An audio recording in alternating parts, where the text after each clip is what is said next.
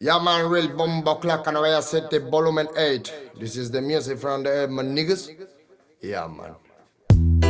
Oh, ribby dim. Hey, hey. La la la la la la la la la la la la Lord. You man a tribute from Black Uhuru Ray. Hey, hey, hey. Broken microphone, mystic lover sound, a dream of soul. Will my head alone, living in Zion, but Babylon. Broken microphone, mystic lover sound, a dream of soul. Will my head alone, living in Zion, but Babylon. Por soñar soñé que todo cambiaría, por pensar pensé. Luchar a sangre fría sin perder la fe. Viviendo el día a día, más con sentimiento que marcó mi sinfonía. Darle pan al que no puede comer, darle bendición al que sepa renacer. 3000 errores solemos cometer, pero solo un gran hombre lo sabrá reconocer. Y me di cuenta de tantas cosas, algunas crudas, otras bastante hermosas. Son los más sabios, personas poderosas, no aquellos bastardos que destrozan nuestras prosas. Es la perdición, mala situación de manchar tu corazón por tu mala acción. Dame una razón para darte mi perdón. Siento que tu alma se consume como el humor esteblón. Derramo poesía, arte mensajero que reclamo cada día. Pretendo ser sincero, más comparto mi alegría con todo caballero que mantenga la presión cuando andamos bajo cero. Sentimientos perdidos con calma, malos actos mancharon tu alma. No pide perdón quien dispara el arma, no sabe que un ladrón se bate con el karma. Broken microphone, mystic lover sound, a dream of soul. Real my head alone, living in Zion, but Babylon. Broken microphone, mystic lover sound, a dream of soul. Real my head alone, living in Zion, but Babylon. Wanna ganja respect from Volume 8. My niggas on Volume 8, this is key on the studio respect. Alright. Bad boy kills, criminal of sound and rich. Money is a gun for me. Respect the nation. Below the time like this. Bad boy kills. Criminal of sound and rich.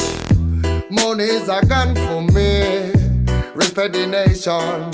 Below the time like this.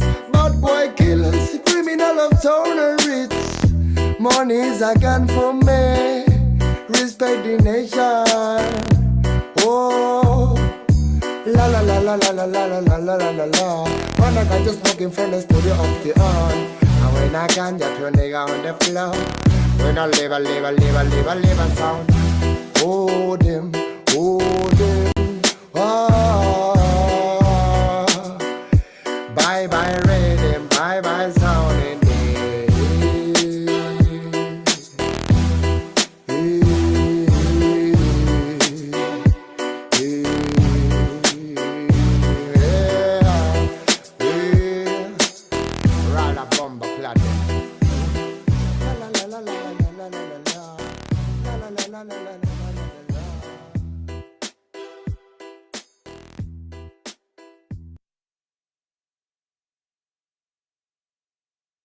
Shalom, fam. All right, I'm just getting ready. Give me a few minutes. I should be ready. All right. Lord willing, y'all doing well.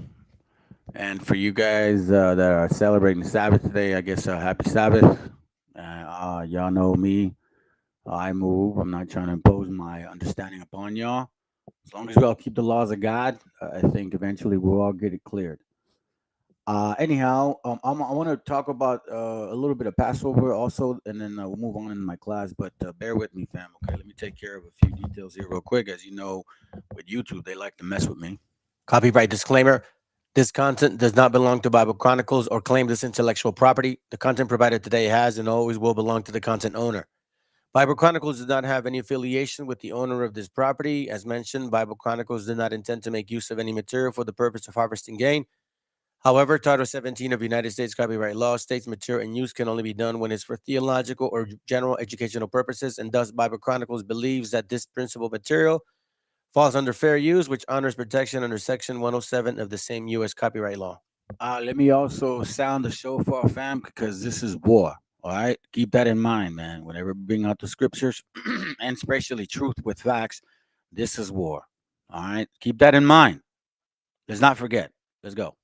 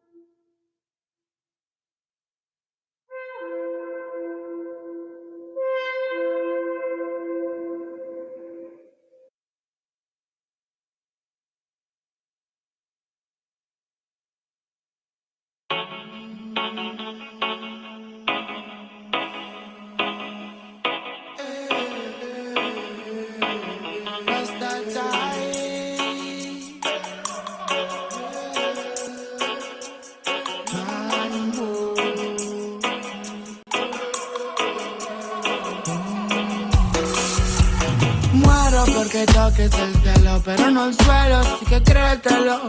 Quítate el velo velozmente, bro. Vívete tu sueño, pero despierta a la hora que toca.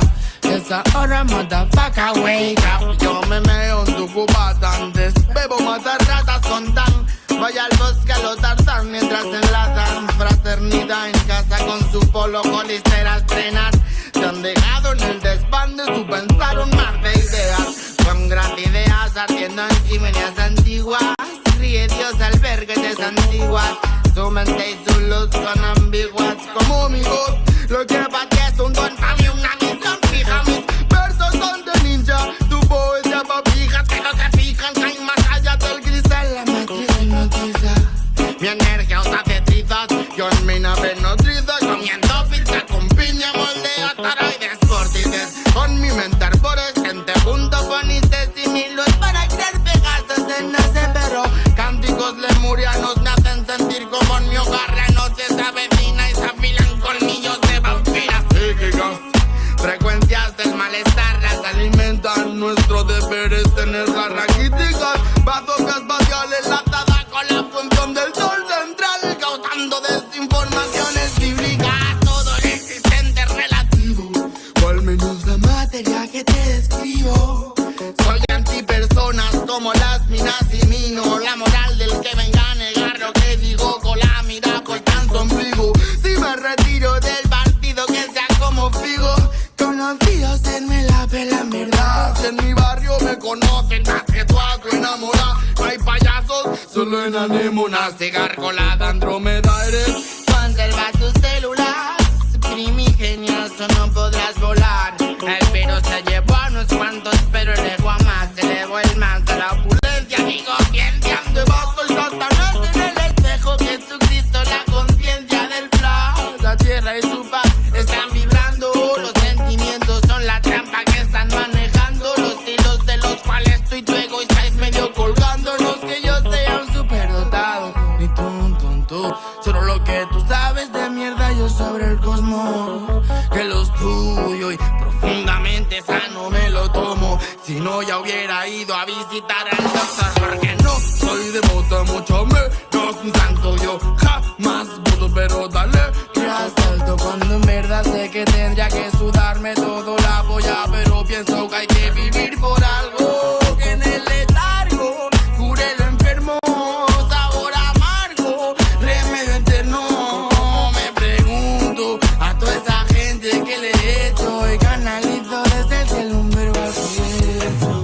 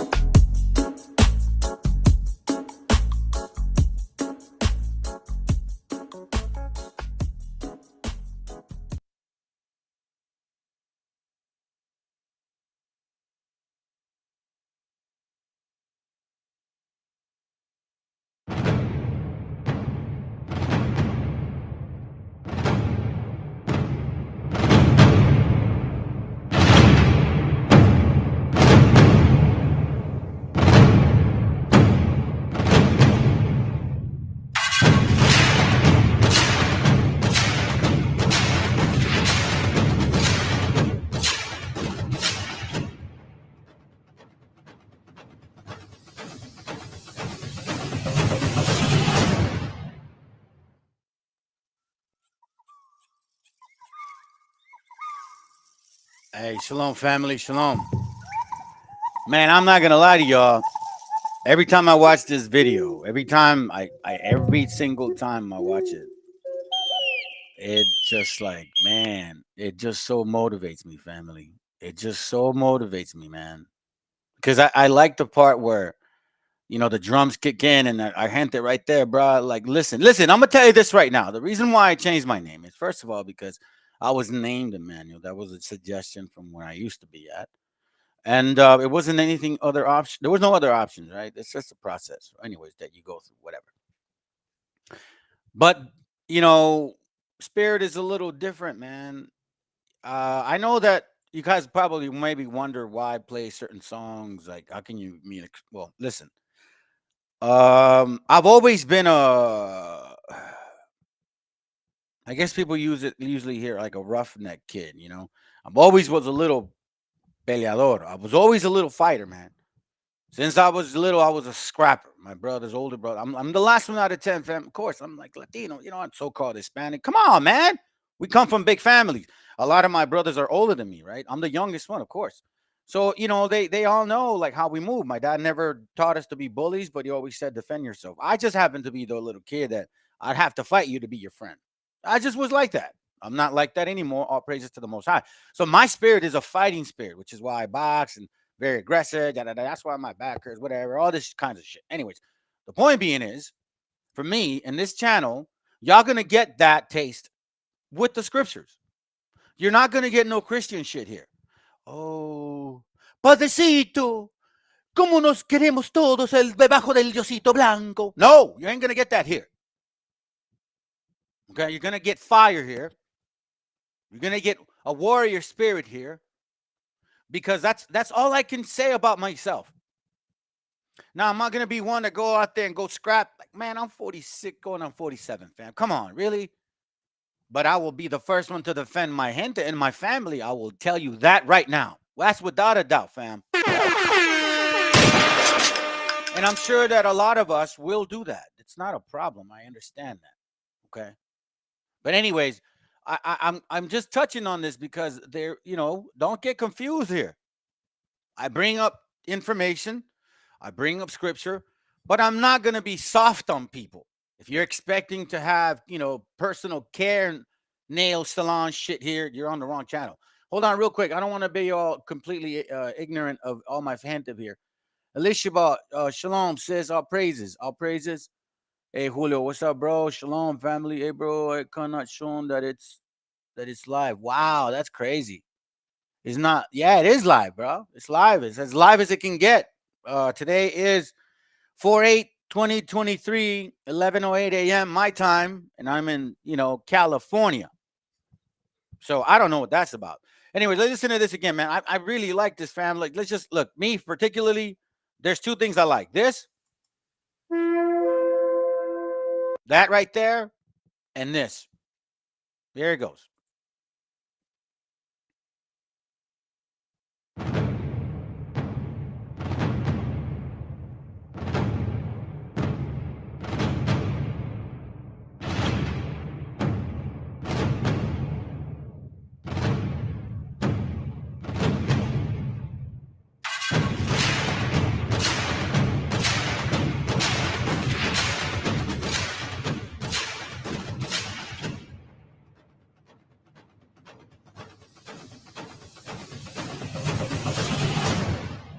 Which is why I called this class. I forgot what I called it. Oh, Black Europeans of White America. What a dork. All right. Black Europeans of White America is what it's called. Anyways, I appreciate you, brother, for hooking me up with that video, man. But no, anyhow, and the reason I do it is because we have some challenges, family. We got some serious challenges ahead of us. Before I get into my class, I do want to say this, okay? I want to read the scripture. I want to try to read a scripture before I get going on this. And oh, by the way, in case I didn't shalom any of you guys, you that are watching from afar or peeking in or watching me from like the little scroll down, you know what I mean, where you don't click on the channel, but you're a heathen. stick around. Please stick around. And I would suggest to, make a comment. Correct me if I'm wrong as I bring up a bunch of this stuff that you're not going to like. You see, in this channel, we slay Canaanite theory, so-called history, and we kind of like, mesh it up like slime and just make noise out of it. Because it's really ridiculous that we've gone this far. You see, this is why I love this scripture. It says here, Deuteronomy 29:29, it says, the secret things belonging unto the Lord our God. But those things which are revealed belong unto us and to our children forever, perpetual wisdom, family, that we may do all the words of this law. So, as long as you are, well, I don't want to say as long as, you better be keeping the laws of God if you're Hebrew. Okay, that's for one. All right. Two, if you are, Lord willing, you are sincere. And it's not just about the fringes and the beard and the no pork. No, it's about thorough examination. I watched this video the other day. It was a Confucius said something. I can't remember what it says. He says the noble men are the ones that demand more of themselves before they demand more of others. That's called 2 Corinthians 13:5. Examine yourself if ye are in the faith. Know ye not? Let's read it. Wait, hold up. Before I read it, let me just take touch. I'm not done yet. Wait, man, I'll come back to it. I'm going to make sure I come back to it. Hold on. Let me copy and paste. Because sometimes I forget these things. All right. So again, 2 Corinthians 13:5, it says, examine yourself whether ye be in the faith. Prove your own selves. Again, the nobleman or woman demands more of themselves than they do to others, than you do before you demand of others. You see, that's a true Hebrew right here. It's not just about fringes and not eating pork and going to so-called Passover. It's considered, solemn assembly. Some of y'all are partying and shit. Now, by the way, family, if you're not able to celebrate Passover this month, you can celebrate it next month, okay? You can. Now, there's particular reasons why you can't celebrate it, okay? It has to be a legitimate reason. You're unclean, you're traveling, stuff like that. It's got to be legitimate. If you can prepare, then you should not skip it. The reason I'm saying this, family, I've had some conversations with some brothers. They're still new. Or myself, because I'm like, hey, I'm moving. So I can't literally enjoy and celebrate these things. Because I'm moving. You understand? Which is why we bring that topic. Anyhow, hey, shalom. Anyhow, going back to this point, examine yourself whether ye be in the faith. Prove your own selves. Know ye not your own selves? So, if you are keeping the laws of God sincerely, and you are really about examining yourself, you're noble, and saying, I demand more of me before I demand of others, the secret things belong unto the Lord our God. But those things which are revealed belong unto us and to our children forever. I want y'all to remember that. This is what makes us special in the eyes of the Lord, that we do have that in our spirit to raise our children as familia. 70%. Matter of fact, what's that I watched the other day? It said that 70% of the population in the I forget how, the elderly care, right? A lot of them are white. And like a good portion of them are so-called African Americans, like 15 or 20%.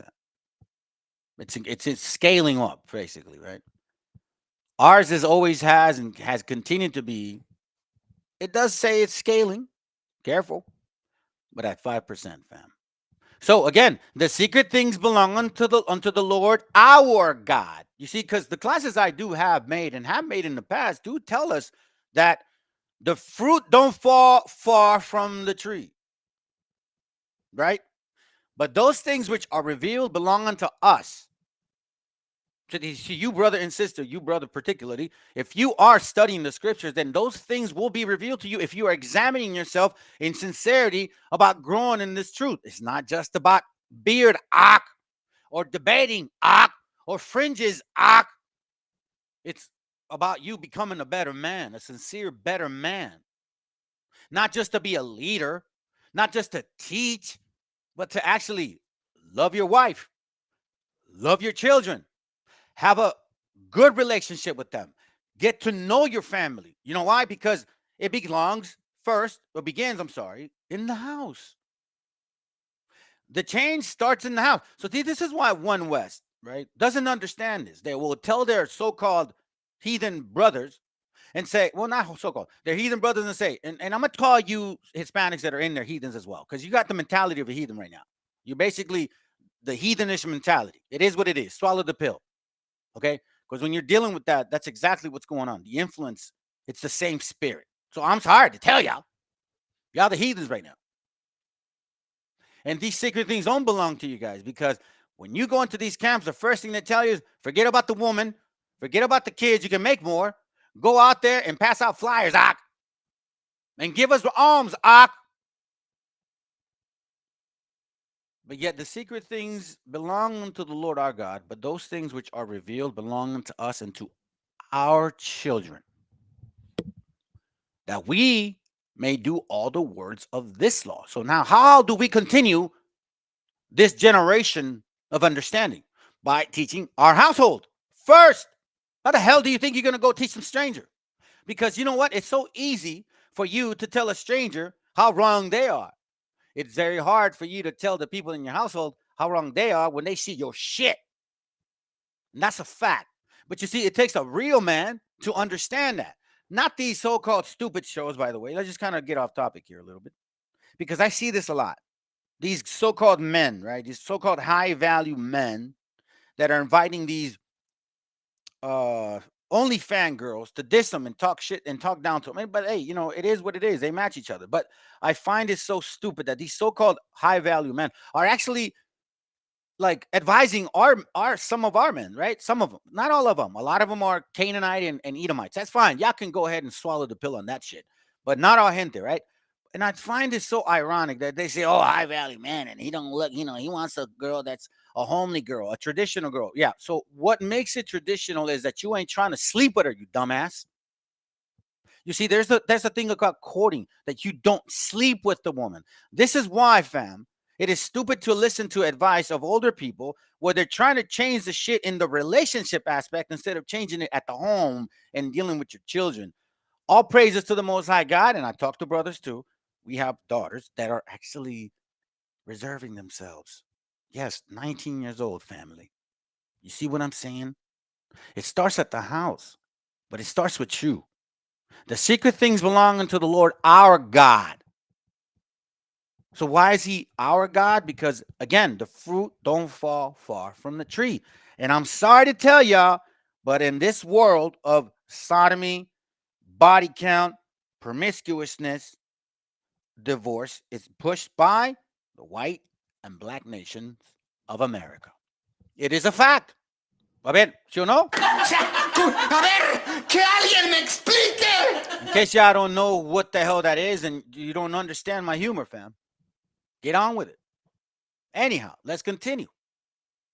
So here's what I also want to read. Revelation 3:10. Let's check it real quick. Watch. It reads, because thou hast kept the word of my patience, I also will keep thee from the hour of temptation, which shall come upon all the world to try them that dwell upon the earth. What hour of temptation is this? Because you look, think about it for a second. Okay? Why is this scripture in here? I will also keep thee from the hour of temptation. What is temptation? Falling into sin, falling into believing another God, another spirit, another doctrine, which shall come upon all the world to try them that dwell upon the earth.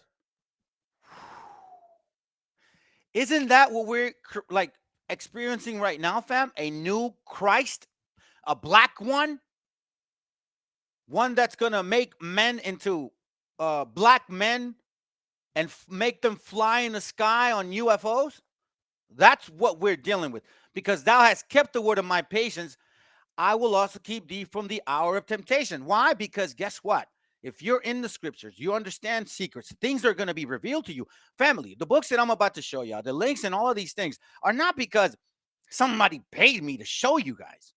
No, this is actual research. I've been in this walk. I'm a baby. I'm a child, 5 and change years. But since I came in, I have been diligent about my note taking and materials I have, and you know, all praise to the Most High. I have a good memory, so I can remember things from a long time ago and link them up. And oh, that's right, that's where I read that book, and I'll fly through the filing. Right now, I got it all boxed up. But again, because I have been patient. Yes, it's not easy, fam. If you look at all the New Testament, I love the New Testament, man, because it's all about the psychological progression of a Hebrew. If you don't understand it, rewind, because I'm not going to explain it. Here's why, because it gives you the steps on how to deal with the sin in the mind. And you see, when the scripture that talks about we glory in tribulation, right? And tribulation brings patience, and patience experience, and experience hope. But thou hast kept the word of my patience. So through patience, I've learned to be still, like Psalms 4:4. I will also keep thee from the hour of temptation, which is what we're coming to right now, which shall come upon all the world to try them that dwell upon the earth, because the history that we've been taught has been told in us that it's only the white man that enslaved our people. Then it says, behold, I come quickly, hold fast which thou hast, that no man take thy crown. Whoa! Yes, man. Yes. You so-called Hispanic in these camps, your crown is taken, dummies. Because you're so agitated by the white man, right? They did what they did. But it wasn't just the white man. Folio. Yeah, that's a word. Dummy. Simple. Dumb. Silly dove. Isn't that what they call y'all in those rooms? That's what they call you guys in those rooms. But you see, the Most High does reveal information for us here. Us true Hebrews, right? You so-called Hispanics and natives, Indians, the indigenous people of this land, right? Our original people, the ones that came here when the migration began with the 10 tribes. Y'all know which way we came. I'm not going to explain it. Go watch my class. Guess what? He waters us best. Sirach 24:31. Watch what he reads, fam. Because there's many trees in this world. I said, I will water my best garden. We are his best garden. I will water abundantly my garden bed. Why? That water is understanding, wisdom, and knowledge, and secrets, and patience, and trials. That's what you got to glory in that, man. That's how we are who we are. That's how we are who we are, fam. There's nothing that literally can anyone. Oh, as a matter of fact, I'm going to show you something real quick. Hold up. I think I had it here, and all praises. I think I sent it to myself. Maybe I didn't. Is this one, I think? Yep. Raza, this is why I love y'all so much, man. There's no denying that we don't give up, nor do we surrender. Let's go. Question. Who works the hardest in the United States? Hispanics. And who makes the least amount of money? Hispanics. But who are the happiest people every weekend that you see in the damn parks doing barbecues with their family and having the best time? Hispanics. Why is that? I don't know. They have something that money can't buy.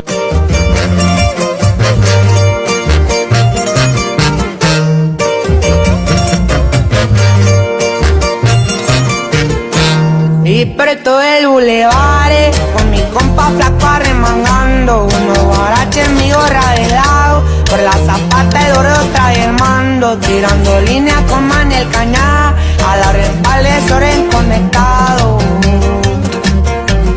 Y mi rete en Acapulco y se pedo lo sepulto, y aquí no andamos haciendo bulto, al chingazo yo resulto, de una gloxona que va conmigo, siempre lista para un susto, y que sigan llegando las pacas. Best Gardens family. I said I will water my best gardens. I will water abundantly my garden bed. And lo, my brook became a river, and my river became a sea. I will yet make doctrine to shine as the morning, and I will send forth her light afar off. This is why we got the word now, fam. I will yet pour out doctrine as prophecy, and leave it to all ages forever. Then it says here, behold, I have not labored for myself only, but for all them that seek learning. That's one that I share with y'all. But here, this is the beautiful part here. Because guess what? Yeah, we have it hard, fam. But I'm going to tell you this something, man. There's something about our gente that you cannot take away at all, regardless of what happens. Which is why I believe the best garden is always fed with abundance of water. Now we're starting to know who we are according to the Bible. There's no denying it anymore. But the reason I do these classes is because we do have a pair of heathens that love to claim that they're the people of the book, that say that they're the people of the book. However, we got documentation that shows otherwise, fam. So let me show you this real quick. 2 Corinthians chapter 2, verse 8, it says, beware lest any man spoil you through philosophy and vain deceit, after the traditions of men, after the rudiments of the world, and not after the Messiah. So now, beware lest any man spoil you through philosophy and vain deceit. What is vain deceit? What is one of them? Here's one vain deceit, fam. For centuries, we've known that slavery, well, we thought slavery only happened to certain people. Okay? That's what we thought. And when we went into these camps, this is what they said. Deuteronomy 28:32, they said, see, look, yeah, they taking our daughters, thy sons and thy daughters shall be given unto another people. Thine eyes shall look and fail with longing for all them all day long, and there shall be no might in thy hand. Yeah, you see, they put us in jail, they lock us up, blah, blah, blah. Okay. And you're like a dummy because you're like, yeah, the white man. Okay, cool. Sounds good. And I know it happens to our gente. I know that for a fact. But then, as you get into the scriptures, man, secrets are being revealed to you. And then you find books that are like, wait a minute, hold on a second. When I started finding this material, fam, I wasn't intending to. I didn't have no intent to. The last thing I wanted was to carry this kind of burden, to have to tell people, look, you MFs also enslaved our gente. And that's something that we are going to have to now, like, understand what that means. A lot of us, it's going over our head like, no. Yes. See, a lot of us, you think, now the white man, yeah, it's acceptable. But no, black folks also had slaves. Yes. And you guys ain't going to get away with that shit. You're not going to get away with, was it slavery or was it job security? I've actually heard that, family. I've actually heard people say in those comments, was it slavery or was it job security? The nerve. So when it pertains to a particular type of people, like for example, the stupid 1619 dumb show. Yes, it's dumb because you guys excluded a particular nation of people that enslaved as well. You damn well include the white man, which is, they're like a piñata right now. They're so easy to just smack in it. Yeah, of course. And then you have the nerve, your favorite word, the audacity to say, here, I'm going to show you this broad right here. Yes, I said it. All right. I dislike this damn heathen so much, man. I have so much this taste for this. I can't even say it. This right here. Look,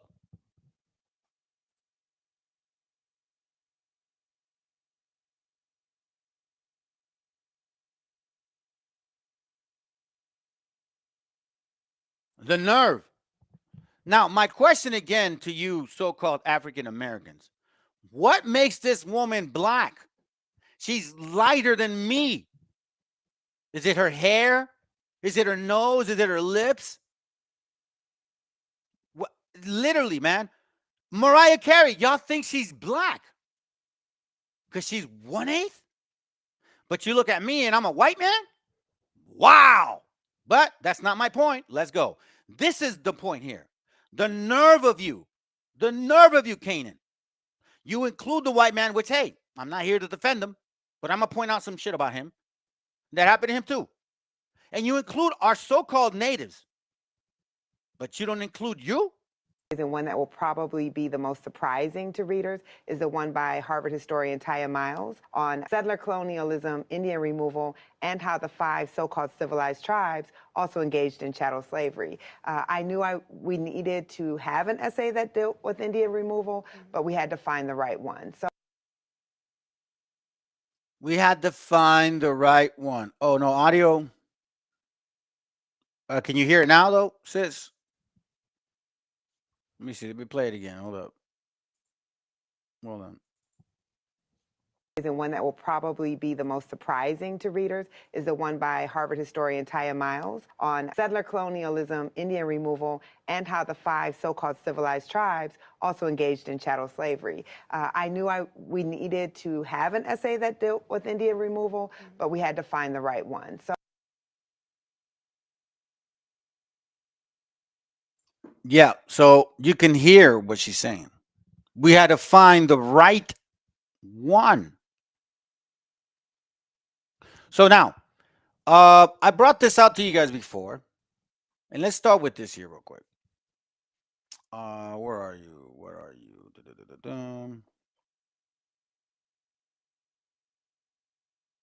Give me a second. Which is here. I'm gonna have to bring up another window. I got some windows here to show you. This was a law. I read this to y'all before several times. See, again, we used to think this right here all the time. Any law about slavery was like, oh, poor black folks, right? Partis sequitur ventrum. It was that which is born follows the womb. So if you're a woman, a slave woman, your baby will be slaves. So we all thought it was just about black people. It passed in 1662. And we also thought that in those years there was absolutely no concept of even black kings or anything. You're all white. You know what I'm saying? That's all we knew. Okay. So I'm going to show you a picture of this.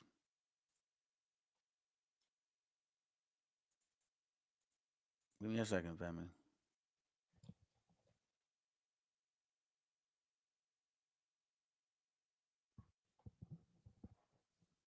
Partus sequitur ventrum. I put it in this picture because I want you to look. Who are they selling right here? A native sister. She ain't black. So-called African American. He is. He's holding her. He looks wealthy. Look at his leather boots. They're not concerned. I have the picture completely showing the depiction of everything here. These guys are waiting to buy her. But it's a great intervention. Now, some folks are going to come here and say, you're lying. Here, let's hear it from them themselves, too. A common characteristic for the first illustrious so-called African Americans to rise into prominence was a melanin deficient parent, in most cases, a father. This outcome was mostly a result of Virginia colonial slave statute, Partus sequitur ventrum. That which is brought forth follows the womb, meaning the legal status of a child born of an enslaved Indian woman, born of an enslaved Indian woman, born of an enslaved Indian woman. of an enslaved Indian woman. Okay. That was the law. That law was towards our sisters. I'm going to show y'all more documentation on it. Watch. Will always remain enslaved. This law gave planters and free white men in general carte blanche authority. Planters and free white men in general. Free white men. You hear that? He said free white men. Why would you say free before you say white if whites should have been free?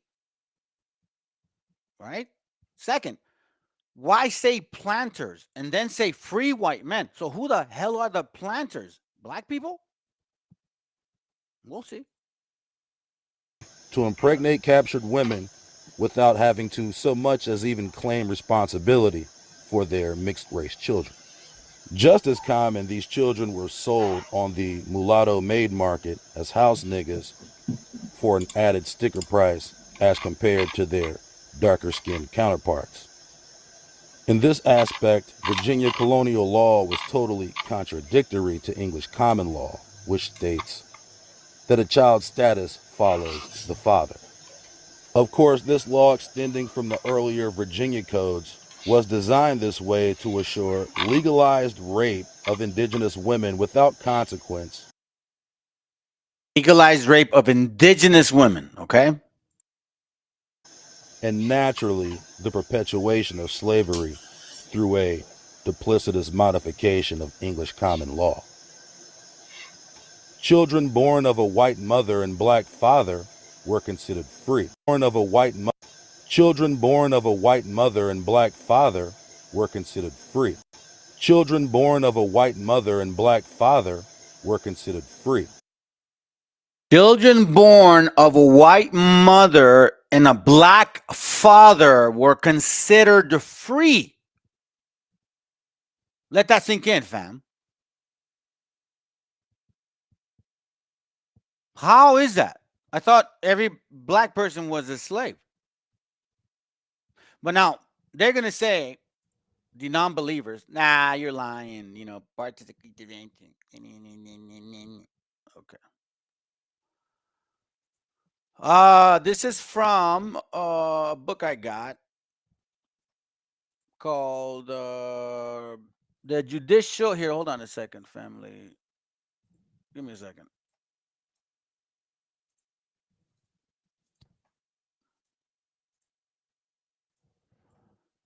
It says here, it's from the Judicial Cases Concerning American Slavery and the Negro.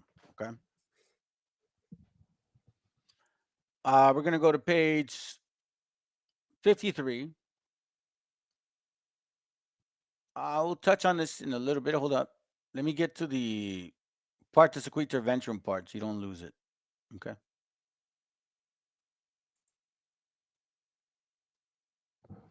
If you can see here on the bottom, it says here, page 63. On the bottom, it says, in the later history of Indian slavery in Virginia, it is the female Indian slave who is prominent as the ancestress of slaves petitioning for freedom. For if she had been a slave unlawfully, her descendants in the female line were free.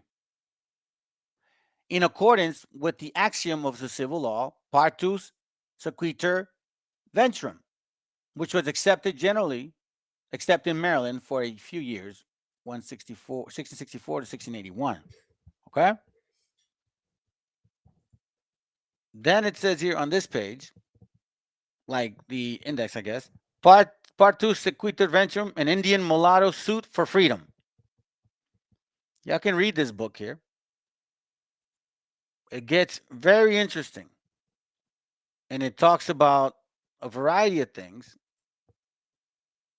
specifically how they enslaved our sisters. Watch this. Page 63 says, however, the colonists did not depend on traffic or kidnapping for their supply of Indian slaves, but took the enemy pagan by their own progress in war.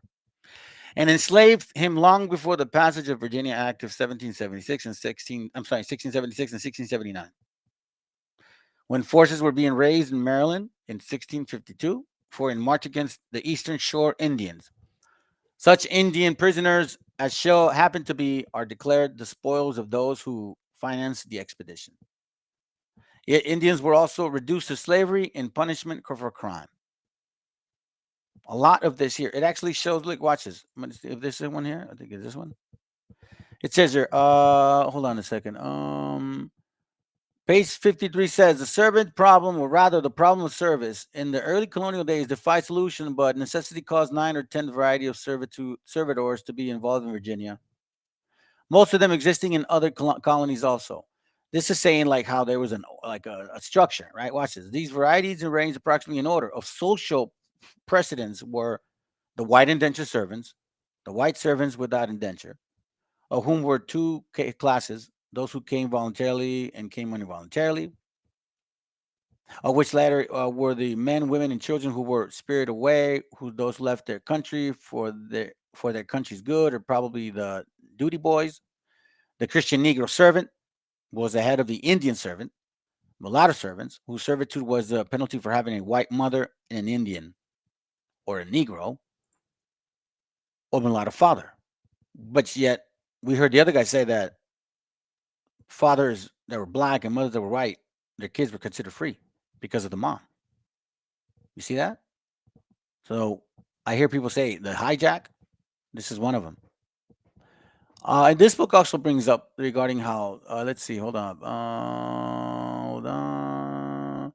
Thus, second paragraph, thus we have shown that the first slaves in the colony of Virginia were Indians, not Negroes, and that the laws of the colony sanction Indian slavery, except as regards to the prospective importation by land for a few years after the passage of the Act of 1670. The practice of the colonists in accordance to their laws is illustrated by the case of the courts of Virginia and Maryland.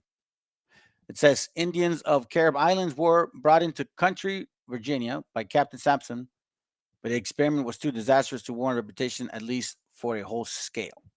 Besides the traffic in Indian slavery between Virginia and Maryland colonies mentioned above, the Maryland courts record contain other instances of Indian slavery. So the first slaves in Virginia were Indians, natives. In Maryland, in 1656, they belonged to the household of one overseer, a Negro. He wasn't a slave, he was overseer. A white woman servant, and an Indian slave. You see that? The Negro overseer had power over the white woman servant and the Indian slave. In 1661, which is Participator Ventrum, one citizen of Maryland demands an Indian, promised him the satisfaction of another Indian belonging to the split, I guess, sold by other of the defeated something unto the Queen of Porterback. You see, there's a lot going on in this time, family. There's a lot of buying of Indians, a lot of selling of Indians. So we've been told that it wasn't Indians being enslaved. Watch this here. I got this right here. Let me see if I have it. Let me bring it out. Hold on a second here.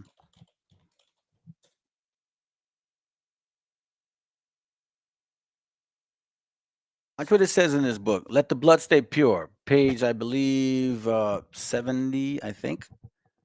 It says here, again in 1666, and barely a decade before the onset of Bacon's rebellion, Governor Berkeley issued an order against the Rappahannock River tribe.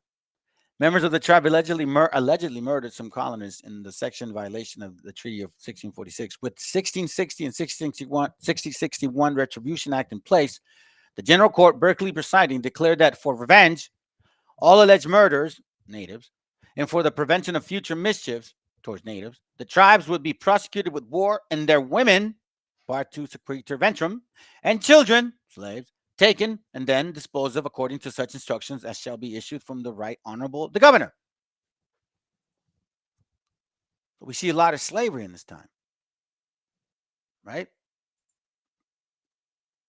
We see a lot of slavery in this time. Lots of slavery. So let me bring this up here.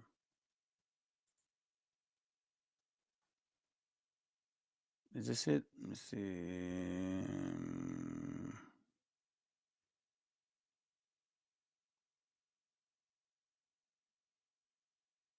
Is this it? No, this is not it. Where are you? There it goes, right here. This is from just one page, fam. I couldn't get the book. Free Black Owners of Slaves, a reprisal of the Woodson Thesis. R. Halliburton Jr. Let's see. I'll read second paragraph. Undergraduate history students are usually, hold on.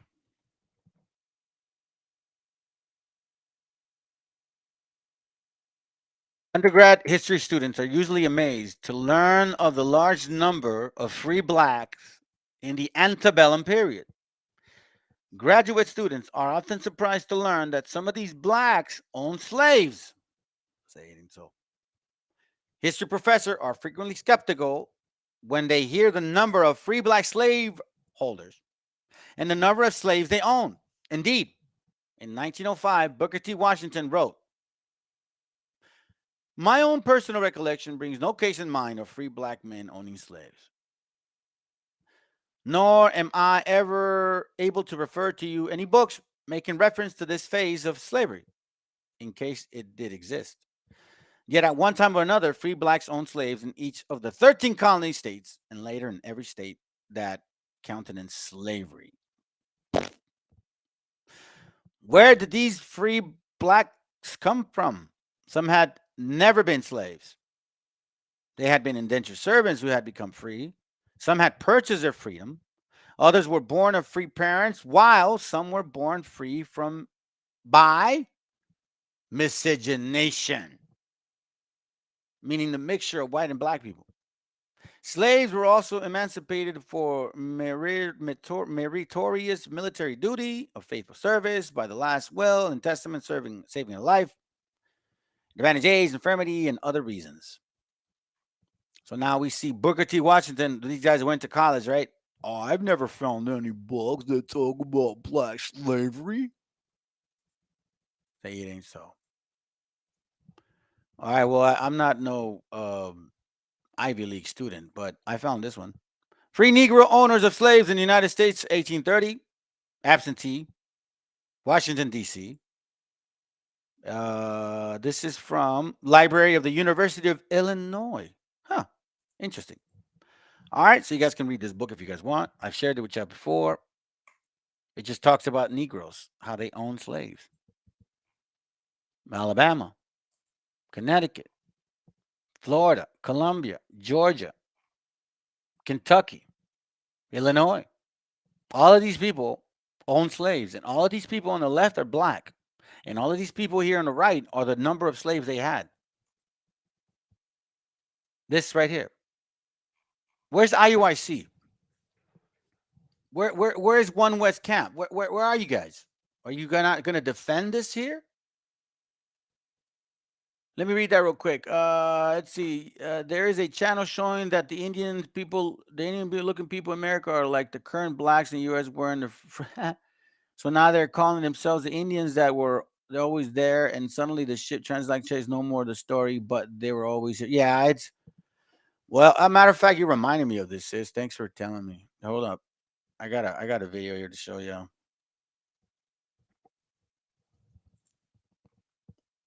Hold on a second. Oh, here it goes, right here. To all the non-native folks that like to play dress up with indigenous culture. Take that feather headdress off, you're not indigenous. Ain't no one gonna believe you're a Cherokee princess. Your mama might have told you so, but she was lying, now you know. Take that feather headdress off, you're not indigenous. Well, the native people of this land are sick of all that mess. Their culture ain't a costume, so take off that powwow dress.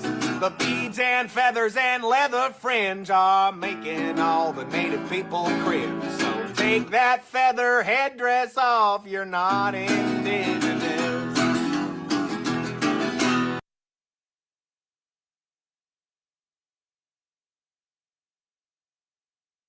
I thought that was funny. I wanted to show you. I thought that was funny.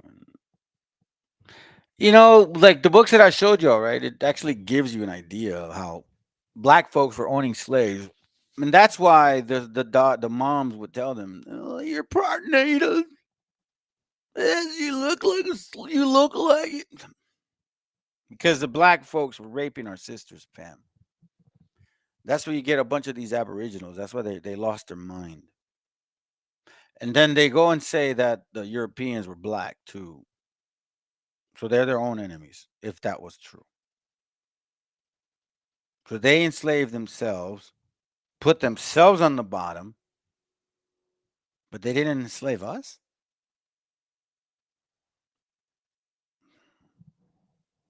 I don't know. Oh, gosh.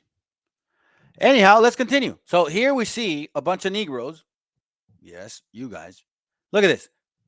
Le Frères de Croix, French. I think that's how you say it. 59 slaves, total 71. Black folks, y'all own slaves. What are you going to say to this? Louisiana. This is all in the South, fam.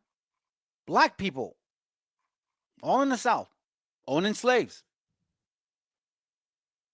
This is it. This is not a lie, fam. Y'all can get the book. Well, here, I'll show you. Let me get you the link, Six. Hold on. This is you guys right here. Slave after slaves, after slaves, after slaves, after slaves. Not every white person owns slaves. You know that, right? Black folks, slaves. New York, Mississippi, slaves. North Carolina, slaves. Pennsylvania, Ohio. You see, right now, we're now going to have to wonder. No, now we question you. Regardless of, let's just say it don't matter. Well, let's just say we don't know who these people are that you enslaved. Let's say they're white. Fine. We didn't enslave white people. Let's say they're black. Fine. We didn't enslave our own people. Okay. Let's say now that they're natives.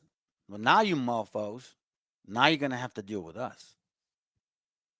You see, whichever way you slice it, y'all effed up. This is why One West is just, I don't know why y'all don't even come bother me. I really don't. I mean, I see video after video. I see my channel famine. I never get any more of these suckers coming over here and saying you're wrong. Those books are wrong. You're making stuff up. This is not a lie. This is just the beginning.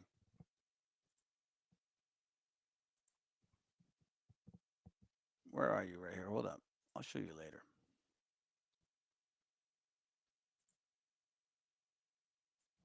This is from the American Yacht Reader.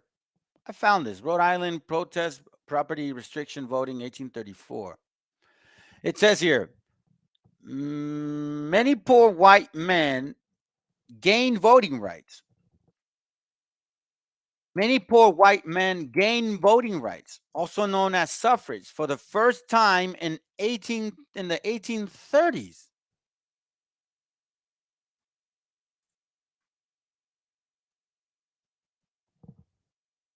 I thought black folks couldn't vote. I know we couldn't vote. Hold on. These changes in American democracy in American democracy did not take place without conflict.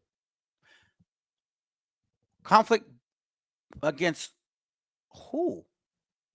White people? Well, who was against them? Their own white people? Or black people? Voting rights in Rhode Island only changed after poor Rhode Islanders raised a militia and threatened violence. Below is the proposal of many of the men who 7 years later took up arms to fight for voting rights.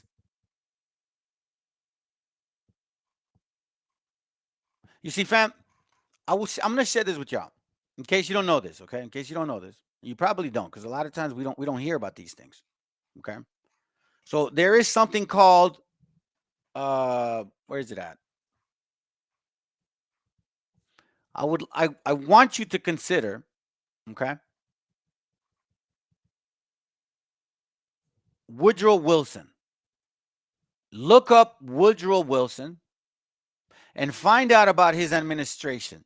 You're going to find out that there's a lot of historical information which was omitted and rewritten. It's under the lost cause narrative. Check it out. You see, this Woodrow Wilson guy, he got a lot of power, and he had a lot of, they call it academic influence. That's what they say. Because he was a president or former president of Princeton University. Okay. So with his understanding, he basically allowed the changes to stop using common history books of that time. So the history of the white American folks was rewritten due to Woodrow Wilson. Why do you think? I mean, look him up, fam. The Board of Trustees in 2020, right? They basically took off his include. They changed the name because he was racist views. He had racist views. You guys can look it up. It's Wilson College. Now it's called, I guess, First College. So he had a lot to do with the reconstruction, in a sense, of the American history. And you see a lot of these books that we find now. That's why I always said it before, fam. The white man and the black man are tied to the hip. They cannot expose each other. So they throw subtle jabs at each other. You see, and this is why we need to understand what the Bible is saying when it says stuff like this. Jeremiah 5:15, lo, I bring a nation upon you from far, O house of Israel, saith the Lord, a mighty nation, and it is an ancient nation, a nation whose language thou knowest not, neither understanding what they say. Now, I'm going to show you this. Watch this. You see, they know who they are. A lot of them know who they are. But a lot of them don't want to admit it. Especially the ones that are trying to be Hebrews. Watch this. Thank you, brother, for sending me this. Appreciate it. Start at verse 1. Hey, bro, come check this out, man. What's your name, too? What's your name? Huh? Christian. You a Christian? Oh, your name Christian. Okay, cool. My name Amos. Nice to meet you, man. What we out here doing, we showing him what his nationality is. Where you see yourself on this sign? I can teach you, too. You a Canaanite? Oh, you know for a fact you're a Canaanite. Your father's a Canaanite. What? We are Canaanites. Where does it come from? Where does it come from? Brother, read that again. You can overtalk, read that but the again. truth remains the same. Read that again. We are not Hebrew Israelites, which we was in Canaan. We was the dark-skinned people in Canaan that Joshua and Caleb seen, and Joshua say, we look like grasshoppers to them. Because us as, Brother, hold on. You just mixed up. What he was going to say was he was an ancient nation, a mighty nation. That's why Jeremiah 5:15 says, lo, I bring a nation upon you from afar, a house, O house of Israel, saith the Lord, a mighty nation. It is an ancient nation. An ancient nation. And you know what? He made a lot of sense, man. Because if you read Numbers 13, watch what it says. I remember this because I'm like, you know what? This makes sense. Because there's a certain type of people that are pretty tall, right? Basketball players, football players, what are they, 6'8", 6'9"? We don't really see a lot of so-called Hispanics that tall. Watch this real quick. And I don't got a problem with it, fam, because it is what it is. I'd rather have wisdom. I can still scrap, don't get me wrong, but I'd rather have wisdom. That's just me. Anyhow, Numbers 13:29 says, the Amalekites dwell in the land of the south. and the Hittites and the Jebusites and the Amorites, they dwell in the mountains, and the Canaanites dwell by the sea and by the coast of Jordan. And Caleb stilled the people before Moses and said, let us go up at once and possess it, for we are able to overcome it. But the men that went up with him said, we be not able to go up against the people, for they are stronger than we.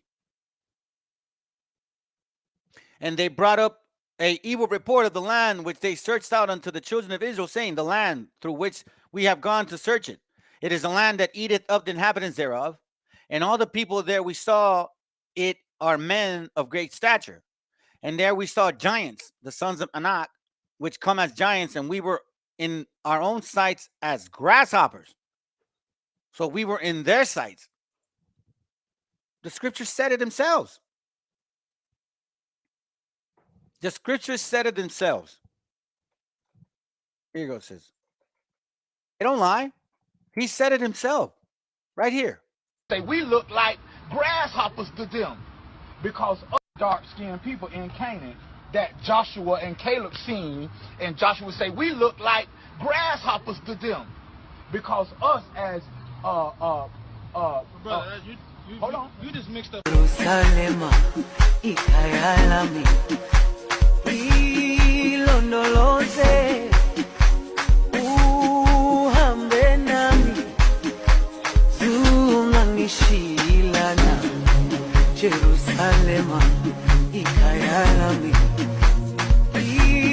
ilonoloze, uhambe nami, zungangishilana, dawo yami, ayikholana, buso wami, awukholana,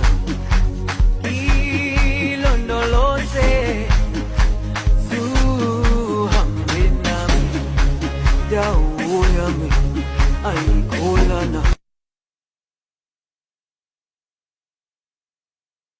Because like the Moors, right? So like, would you identify yourself because like the Moors, American title, we know that's later on, but like from a biblical standpoint, would you say that you are the actual descendants of the ancient Canaanites? Absolutely. Of course. Absolutely. Absolutely. Emphatically.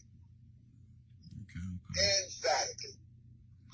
And the record will reflect it. And the historical record will reflect it. Absolutely. Without a doubt or contradiction. Then you might have to order circles of the Quran and understand what was the prophet delivering to us. Go down, you finish reading, it says verse 10. And remember I left off where it says the ancient Canaanite nation from the land of Canaan. We are the ancient Canaanite nation, the ancient early pre-inhabitants. And remember I left off where Told you, family. I told you. I told you.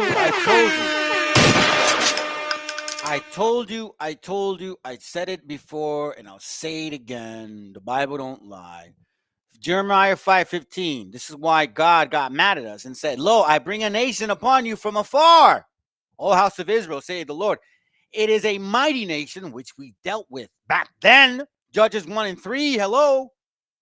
It is an ancient nation. It is an ancient nation, family. A nation whose language thou knowest not, neither understandeth what they say, because we don't. Even nowadays. So, it's very clear. The Bible don't lie.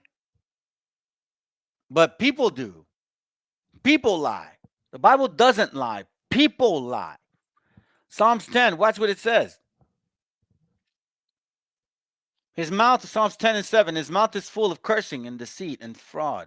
His tongue, and not his tongue, it is mischief and vanity. He sitteth in the lurking places of the villages. In the secret places doth he murder the innocent. By calling them wetbags. By calling them no good kings, by calling them silly doves. His eyes are privily set against the poor. Who are the poor? Us real Hebrews, because we don't know. A lot of us don't know who we truly are. He lieth in wait secretly as a lion in his den, who calls themselves lions. Then it says here, verse 10, I'm going to skip all that. He croucheth and humbleth himself, that the poor may fall by his strong ones. Oh, no, you indigenous brothers. You don't give a damn about our gente, bro. It's in their spirit. Look, I'm going to show you this right now before I bring this video out. This is from America's gift. Africa's gift to America. Yeah, I need to get this book too. I'm not here to defend the white man, but you guys got to read this stuff. Especially when you got these Africans claiming that they want reparations. Reparations for what? For enslaving? Because you didn't get your way continuously? This is page 52. It says, it happened too that the first slaves in what is now the United States were white Englishmen. You see, Africans were enslaving white folks for quite some time, fam. That's a fact. Okay? That's a fact. That's it. Act 5, 1680, the laws of Virginia read, for the encouragement of the trade and manufacture, it is provided that all goods, wares, English servants, Negroes, and other slaves imported after September 29, 1681 shall be landed on and laid on shore, brought and sold at a appointed place, at no other place under penalty.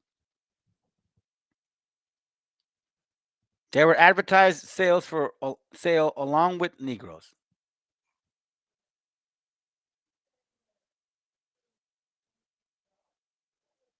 It says here,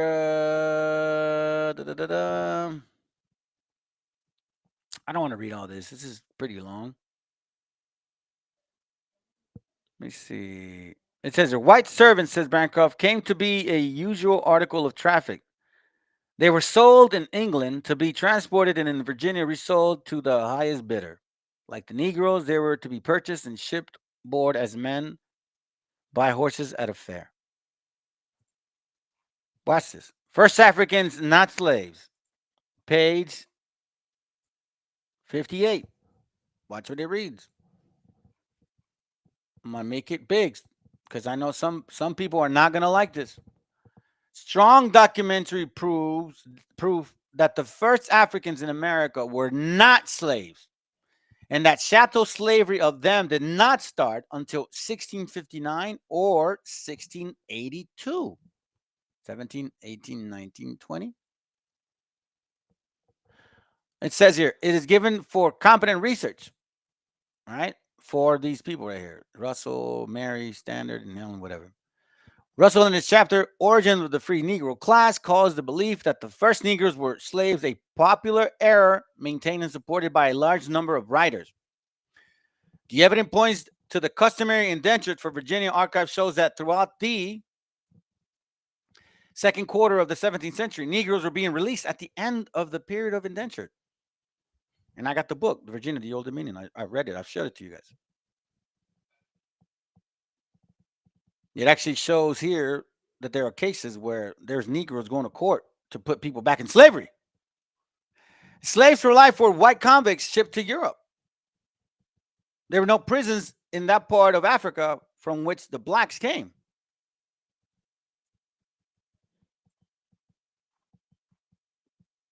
It says here, finally, Negroes bought white people in America as early as 1640.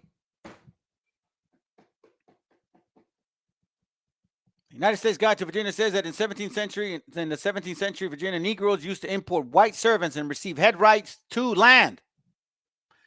One of them, Richard Johnson, imported 2 white servants, received 100 acres of land on that Pongotoy River. In 1651, Johnson imported 11 and received 550 acres of adjoining.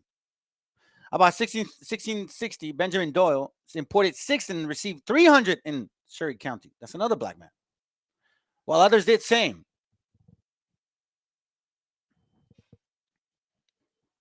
About 1650, when Johnson house was destroyed by fire, he claimed that he and his wife were inhabitants of Virginia for 30 years, and he was freed from country taxes.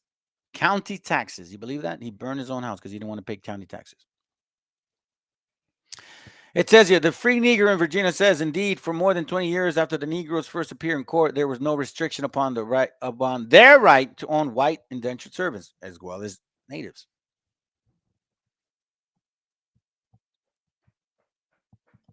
It says the English visitor to America in 1830 mentioned 2 German families who were bought by free Negroes, of which there is a fairly large number in Baltimore. So you got a lot to ask now. That's why you see a lot of black folks that are real light skinned, because they're white. That's why I keep telling you, man, you got black folks that are white and white folks that are black. I know it sounds weird. Virginia, as we see in Henning statutes, passed laws 5 times prohibiting the purchase of white people by free Negroes. You see, now they're saying, no, stop buying white people. Black people?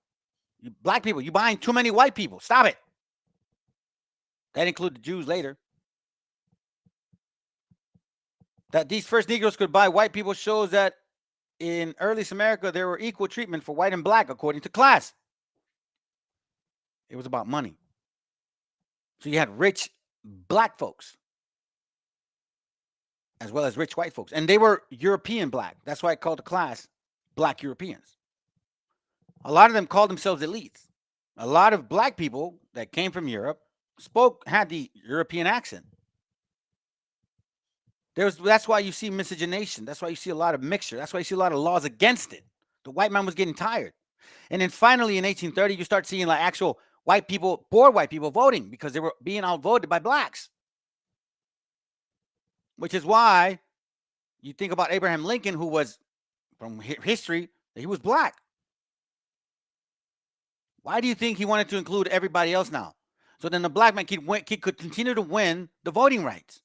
Which is why after 1865, the white man went crazy and said, "Hell no, we're not letting you guys beat us at the ballot anymore."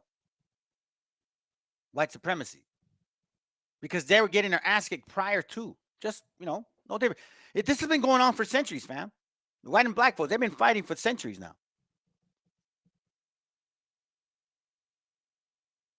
We need to be mindful, because now, remember, who conquered who? Who had slaves? You see, again, we go back to the history of what really is. Remember what it says, Psalms 10, his mouth is full of cursing and deceit. Because this is what we know of this guy. Now he's saying this. That the blacks who were colonized and enslaved are indeed the 12 tribes of Israel, according to the biblical text. There's no biblical text that can prove the Jews in the Bible were Caucasians or are Caucasians. There's no biblical text that says or proves Jesus Christ is a Caucasian or white man. All the biblical texts prove that Christ is black, Moses was black, the Apostle Paul was black, and the 12 tribes of Israel are black. All right, Pan-Africanist.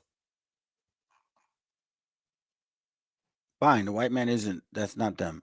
So now there is texts that show that you Negroes own slaves. So what now? What now? What are you going to say to this?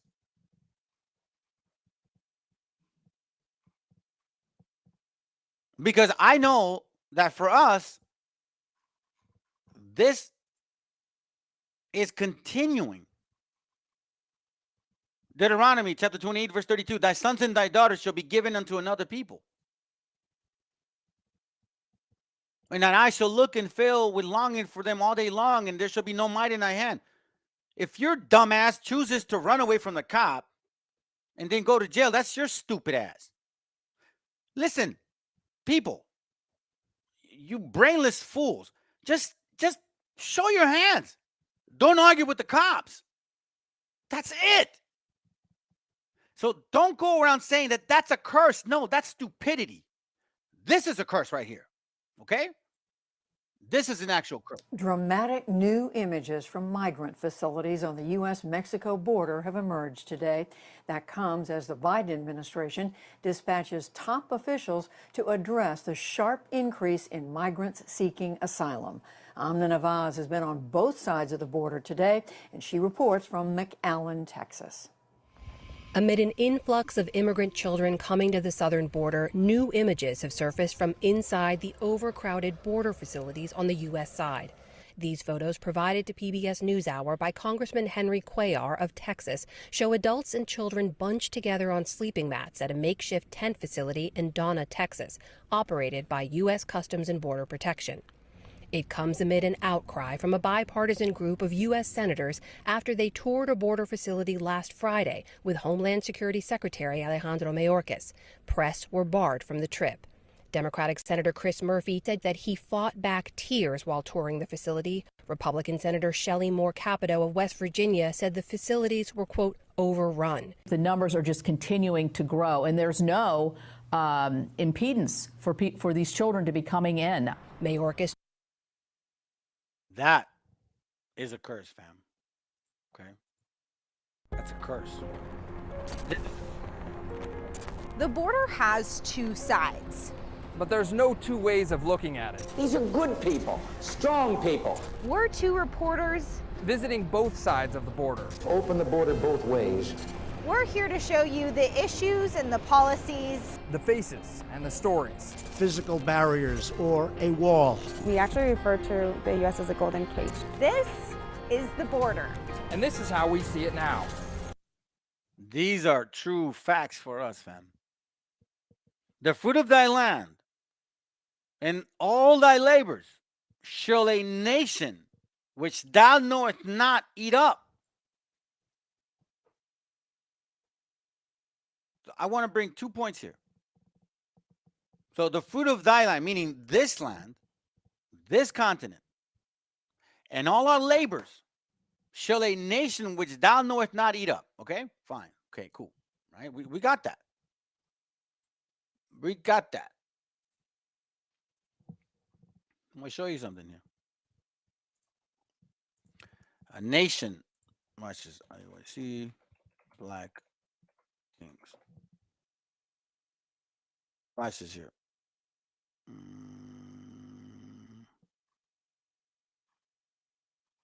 Here.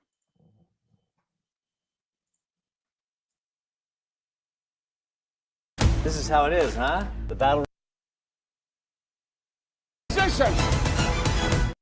The forecast calls for high electric bills.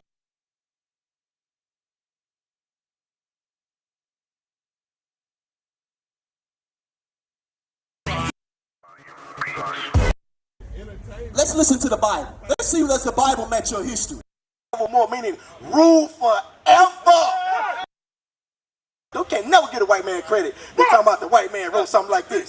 The white man wrote something this powerful. Man, we can't give that white man no credit. Read. That rule, because we gonna rule this.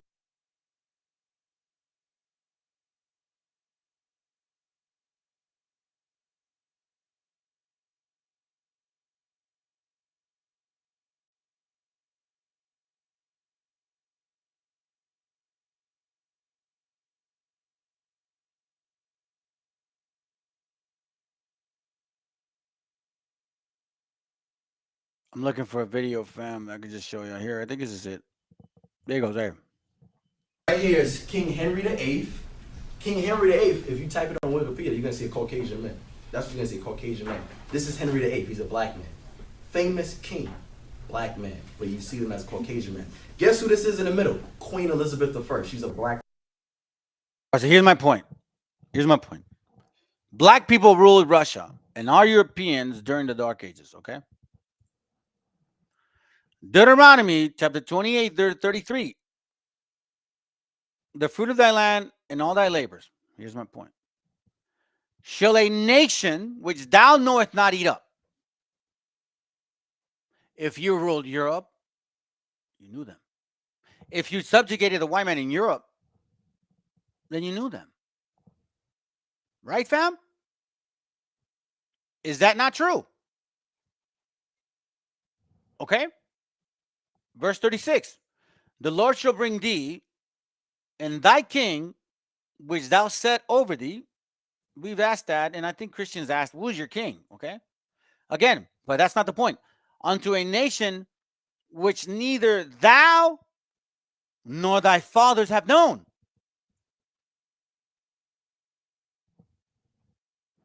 But you just said that black people ruled Russia and all Europe during the Dark Ages. As having dark complexions. So there's a major contradiction. Right here is King Henry. So this right here tells me that how can verse 36 apply? And then watch this. Do you see the stupidity? Is this black man not have a cross, family? Right? So it says here, unto a nation which neither thou nor thy fathers have known. So that means that you, black man, your fathers, your grandfathers would have never known these white folks. And then to top it all off, you got the audacity to show us this picture here with the black dude and the cross. But verse 64 says this. It says, and the Lord shall scatter thee among all people from one end of the earth even to another. And there thou shalt serve other gods, which neither thou nor thy fathers have known. But here we see a black guy with a freaking cross. So make it make sense for us, family. One West, IUIC, crazy lunatics, what's going on, man? Answer these questions. But see, you're not going to. Now, verse 35, the Lord shall smite thee in the knees and in the legs with the sore botch that cannot be healed from the soles of thy foot unto the top of thy head. When did that happen to you, black man? Black woman?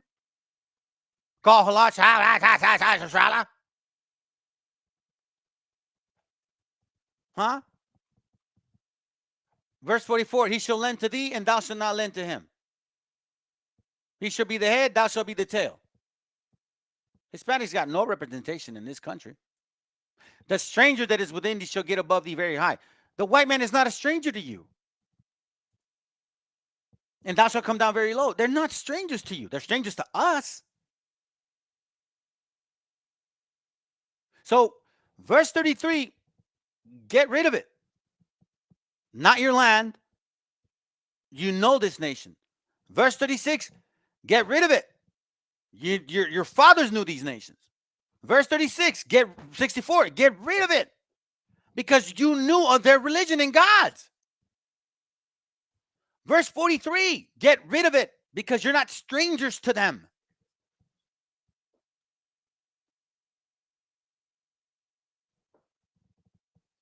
Do you want more? 33, 35. Verse 35, when did that happen to y'all? Verse 38, when is that happening to you guys? I'm sorry, verse 32, my bad. Verse 40, thou shalt have olive trees throughout all thy coast. But thou shalt not anoint thyself in oil, for thine olive shall cast his fruit. For thine olive shall cast his fruit. Where's your coast?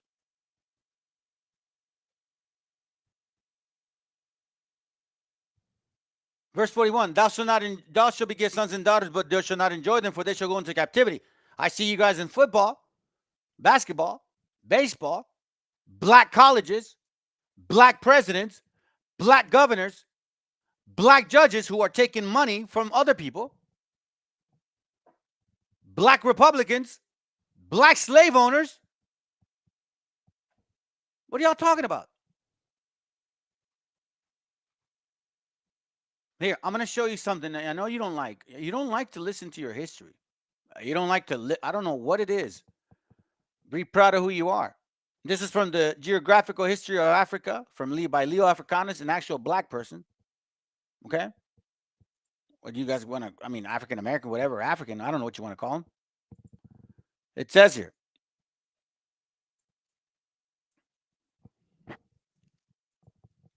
page 66, I'm sorry, chapter 2. All which opinions and reports are to be understood only of the originals of the Tani people, that is to say, of the Nubians and barbarians. Then it says, for all the Negroes or blackamoors are the descendants of Cush, the son of Cam, who was the son of Noah.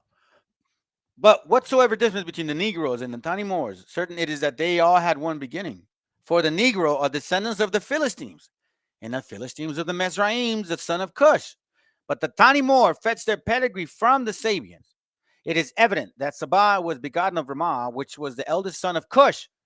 Diverse other opinions there be as touching this matter, which because they seem not so necessary, we have purposely omitted. They're saying it themselves. So my so-called Hispanic brothers and sisters, okay, I want to share this with y'all. Because I know that you probably like, oh, you just want to build, you know, because I just want to build, man. You have that tendency, but Jeremiah 2:33 says, why trimmest thou thy ways to seek love? Therefore hast thou also taught the wicked ones thy way. So you taught your children to trust in people just because you feel lonely, because you want to have brotherhood, even though you neglect the truth.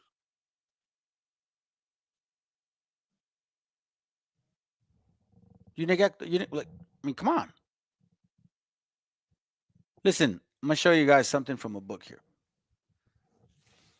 Even the fake Jews know what the real Hebrews look like. And they don't look white. And they don't look black. I'm going to show you something. This is from Mishnah Negrum something. I forget. I don't even know how to pronounce it. But it's from their Talmud. Watch what it says here. It says here. The children of Israel are like boxwood, neither black nor white, but of an intermediate shade. Okay? Here, I'll put this up there. I don't know how to pronounce that. So my bad, people. I don't know how to pronounce that. But check this out. So I bring that up, right? And then it brings me up to this book, which I brought yesterday. I brought out yesterday, and it just like reminds me of the point about, you know, it was the idiot guy, the guy that he thinks he's a what do you call it, a native. Watch what it says here in the same book that he's over here trying to promote. It's from the 1300s. He says it's actually 1827. The short dissertation of the original population of America. Original, okay? It reads, because he doesn't know how to read, or I don't think he read this. This subject has been discussed by numerous writers, and the result of their labor leaves the reader more perplexed than he was before he persuaded their speculation. In the course of these researches, it has not appeared that when Columbus discovered America, watch this, it has not appeared that when Columbus discovered America, it contained either white man, a Negro, or other black man. And it is very wonderful. It is a very wonderful event when we consider the extremes of climate, meaning that because at the temperature here, they're surprised that it was neither white because of the north or black people because of the temperature. No, on the contrary, the complexion of the Americans is of a reddish brown, nearly resembling the color of copper. Brown with you know, with red with brown, like a lot of my people. Not black, not Negro. The hair of their head is always black, long and coarse. No, it doesn't mean long and then you like use an iron and shit and then you straighten your hair. No, they don't count. They are said to have no beard. Their persons are full size, straight, and well proportioned. Right? So this is quick. Look at this. The Eskimo are, though swarthy, inclining to the European white, rather to be American copper color. You see that? And the men have beards. Eskimos. They're chalk white individuals, but they are albinos such as accidentally exist in all parts of the world. Watch this. Mexicans are of a good stature, well proportioned. The skin is of an olive color, like boxwood, not black or white, and of a good complexion. The hair is thick, black, coarse, and glossy. Their beard is thin, like mine. Generally, no hair on their legs, like me. No hair on their arms, like myself. And no hair on their thighs, like myself. Many of the young women are beautiful and fair, like my daughters. You see, fam, this idiot who thinks he's a Aboriginal brings up this book. You talk about having a bunch of books here. Look, I have a book from the 13th century. Yeah, you dumbass, which is printed in 1827. And then to top it all off, fam, it goes and supports that we actually are the originals of the Americas. I don't have to explain it. I don't got to point it out. It's just a fact. Why would, if we weren't the real Hebrews, why would the Bible be taken away from us for 500 years? Why not allow us to have a print of the Bible? So, as you can see, family, you cannot deny the fact that there's a lot of digging to do right now. There's a lot of finding out that we need to find out, because these guys are not going to get away. They're not going to get away from their history. They are trying to run from their history. That's why they hate Joshua in the Bible, man. They always run from Joshua because the brother brings out the truth. You see, fam, that's why you got to go back and study, man. Study sincerely, because there was such a thing as black Europeans, and they didn't consider themselves Negroes. They consider themselves white people. Okay? I'm going to show you this quick, and I'm going to end it with this. This is from, watch this. I'm going to share this with y'all. This is something interesting facts about the race problem.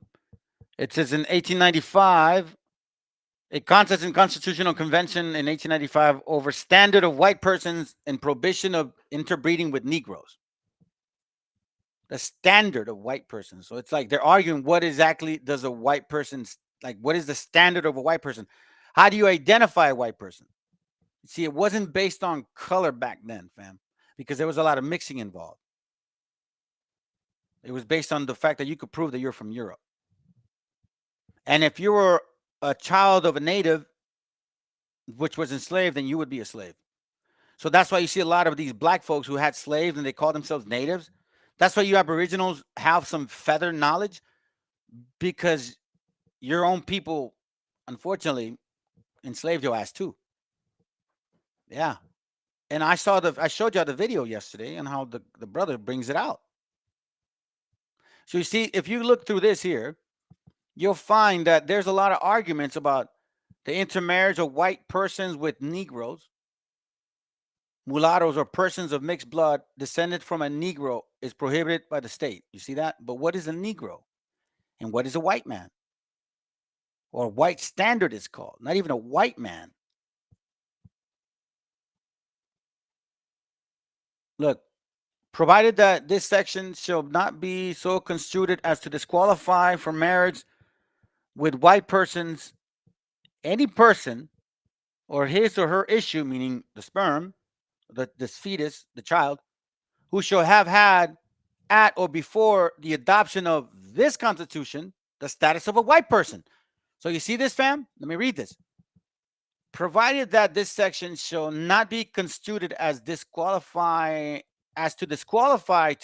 for marriage with white persons, any person or his or her issue, meaning child, who shall have had or at or before the adoption to this Constitution the status of white person. So if, let's say, for example, if I was black looking, but I was considered white standard, I was allowed to keep this, and my children too, regardless of what we look like. There's a lot of this going on, fam, in the Reconstruction. That's why black folks always argue about that, but they don't tell you the truth about why they're so mad.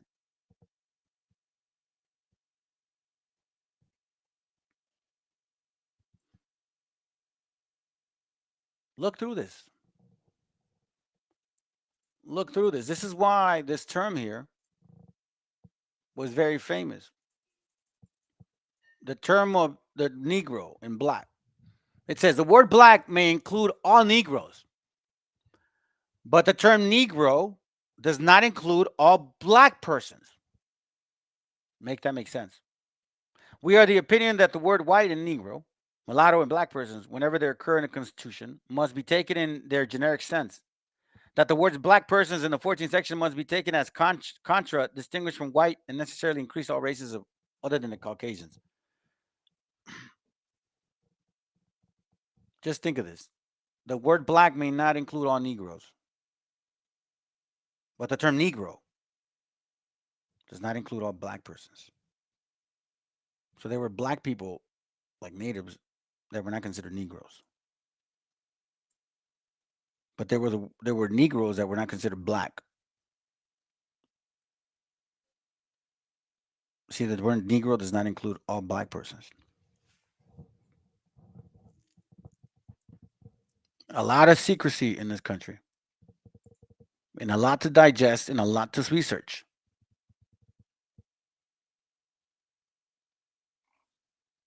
You cannot deny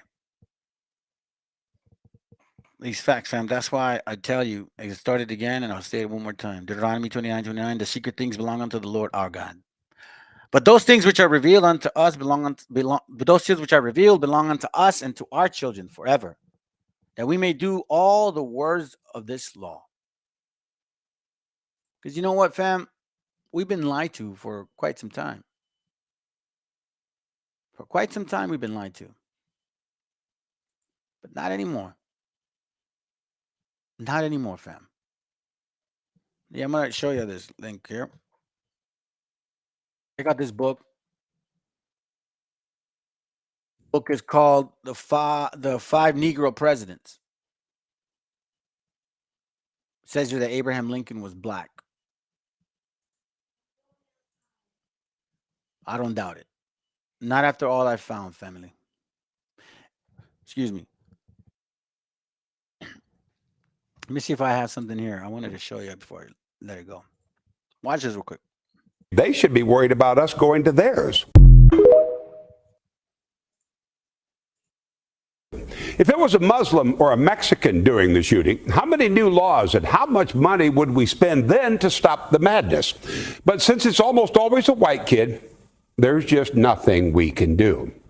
America has 5% of the world's population and yet 31% of the world's mass shootings. We're worried about people coming to this country. They should be worried about us going to theirs. Yeah, and then this guy right here. I don't know if you guys know this black diaspora. This guy's, look, Latino calls her community for thinking white people will treat us better.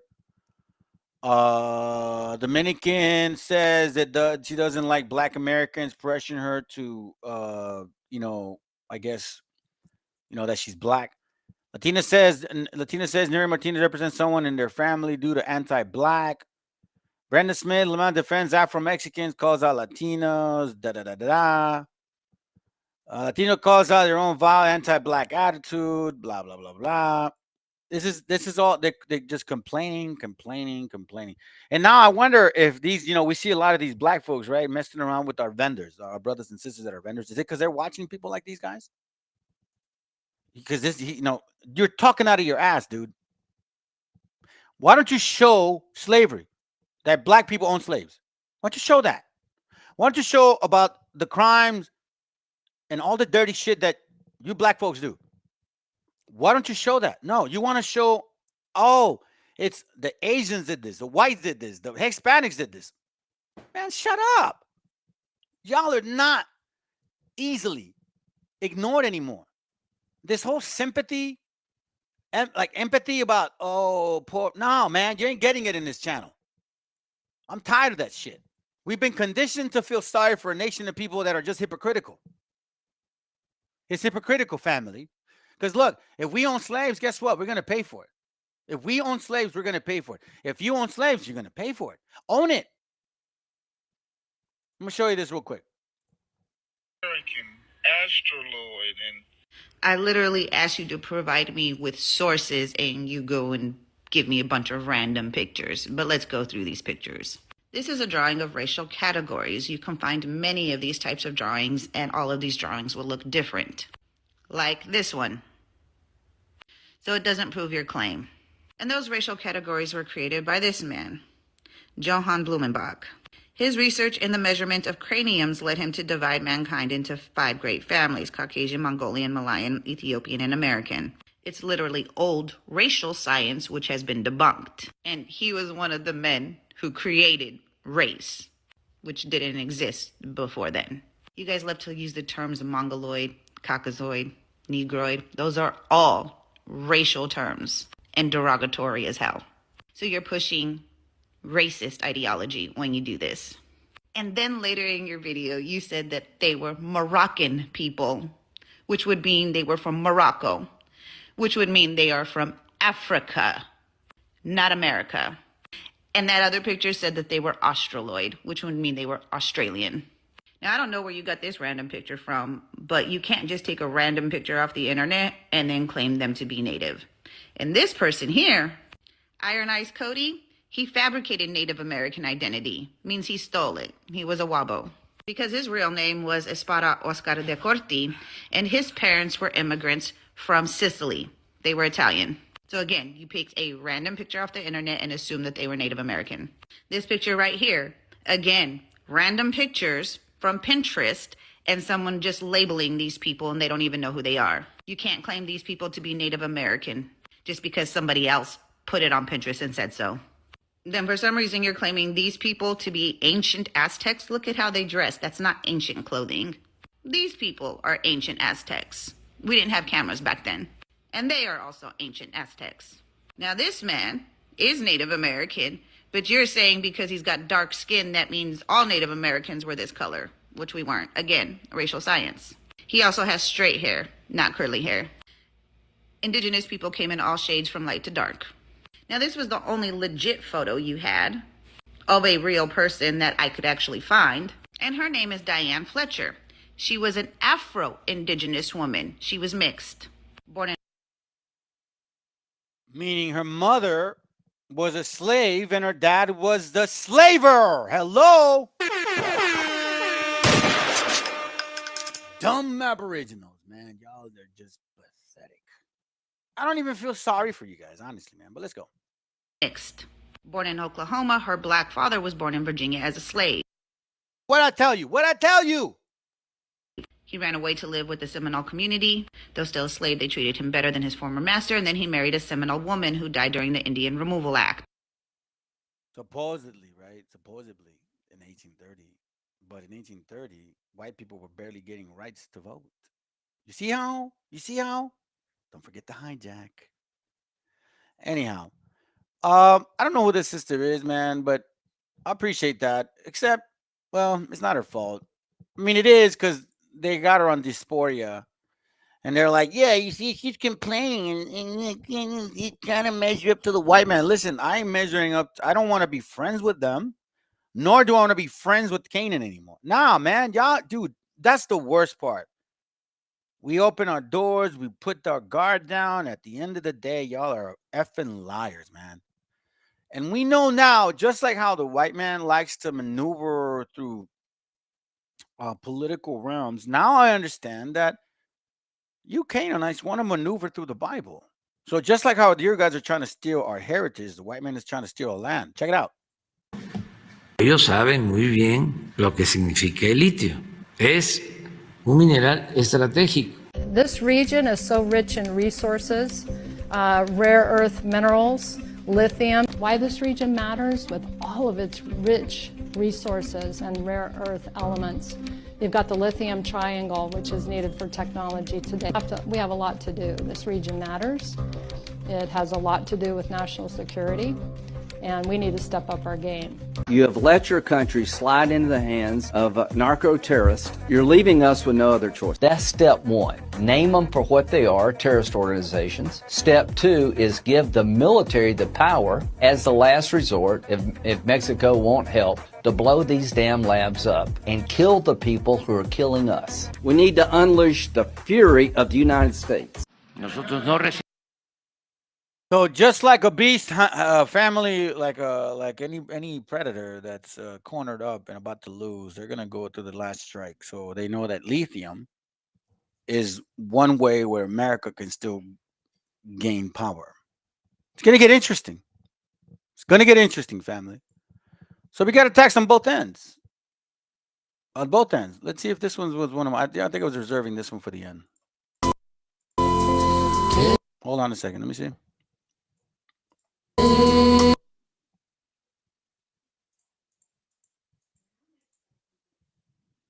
me a second, fam.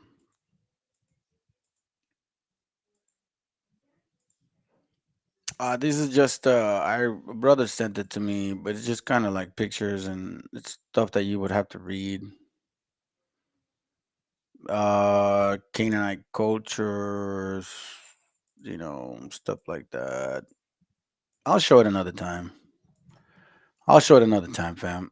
Anyhow, other than that, man, let me see what this one is. Oh, that's right. This one. That's what the one at the end. This is the one at the end. My bad. All right, fam. That's all I got. But I got this video. I want to show y'all real quick. I appreciate you, brother, for sending me that real quick, man. Thank you. Thank you so much. And hey, look, listen. Stay in the fight, fam. Stay in the fight. And if y'all celebrating Passover this month, all praises.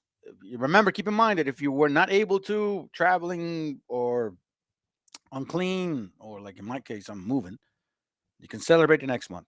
Okay? You guys got to understand that. Go into numbers. Okay?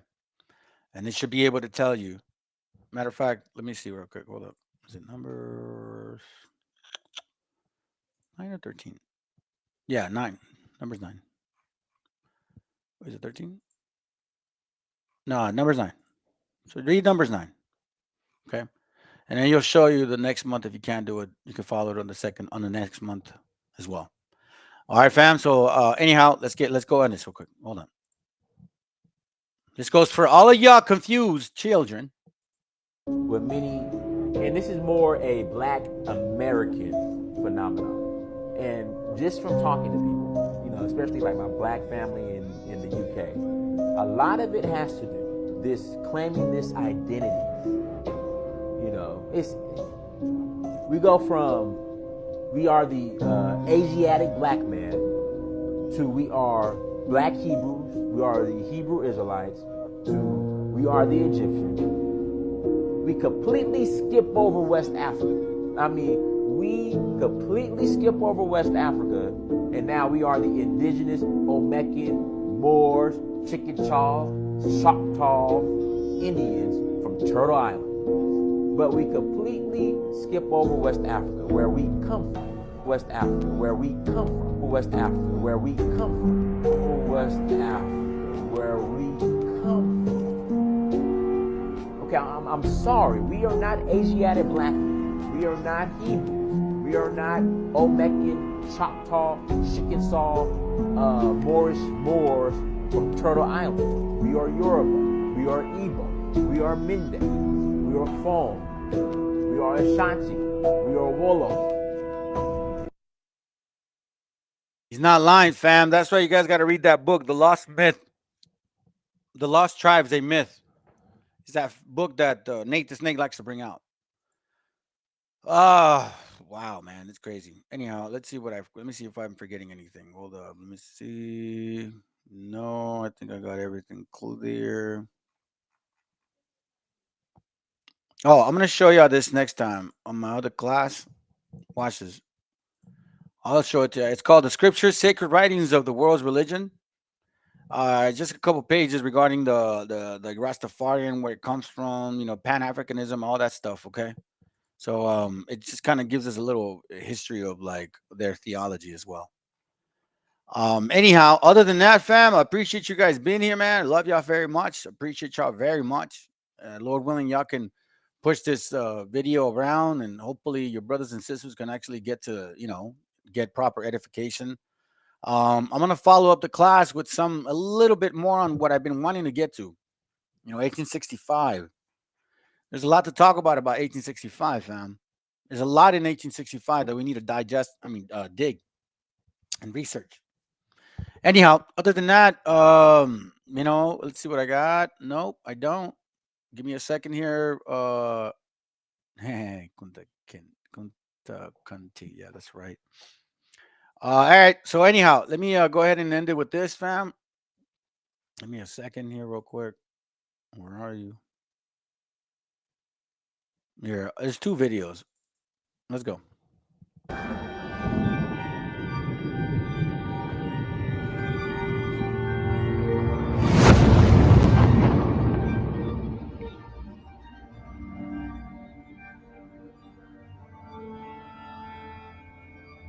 Ical, hijo, abre los ojos.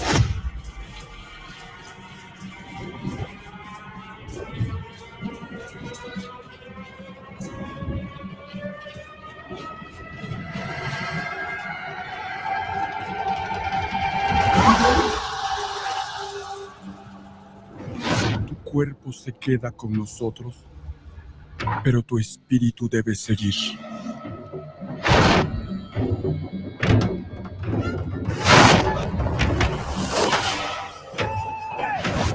Busca la luz.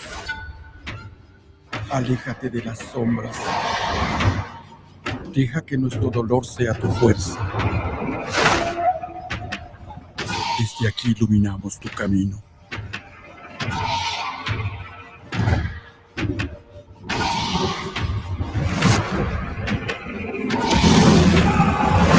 Lucha como nosotros ante esta pena tan grande.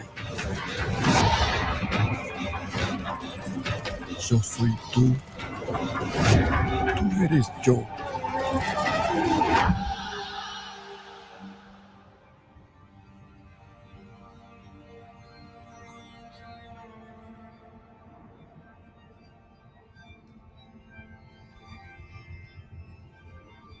La muerte que hoy nos separa, mañana volverá a unirnos. Eres libre, hijo.